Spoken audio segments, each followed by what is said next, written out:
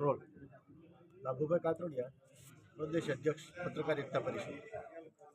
આજે દિવાળીના વેકેશન બાદ પ્રથમ અધિવેશન પાટણમાં, એટલે કે જ્યારે આ સંગઠનને બ્રેક આવી છે ને રજાની, એ બ્રેકમાંથી પાછું સંગઠનને ગતિવાન કરવાનું કામ પાટણ જિલ્લાએ પ્રથમ અધિવેશન કરીને કર્યું છે।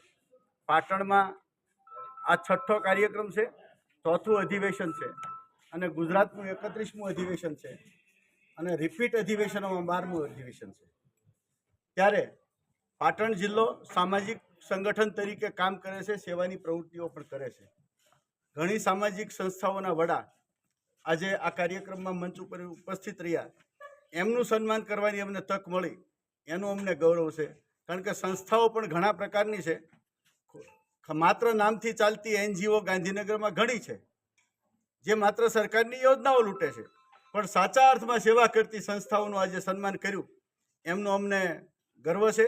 અને અમે પણ એક સામાજિક સંસ્થા તરીકે જ્યારે ઉભર્યા છીએ ત્યારે આ સંગઠન દિવસે ને દિવસે મજબૂત બને અને આવનારા કાર્યક્રમો એકબીજાની સ્પર્ધા કરીને સારા થાય અને નવા વર્ષમાં આ સંગઠનની ગતિ વધે અને સરકારમાં રજૂ કરેલા પ્રશ્નો વહેલી તકે ઉકેલ આવે, એટલી જ આશા આજની તકે રાખું છું।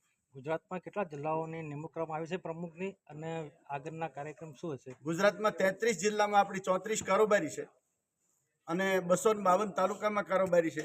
પ્રદેશની મહિલા વિંગ આખી અલગ છે, લીગલ વિંગ 21 વકીલો સાથેની અલગ છે અને પ્રદેશ કારોબારી કુલ 10,000 પત્રકારો સાથે જોડાયેલું આ સંગઠન છે।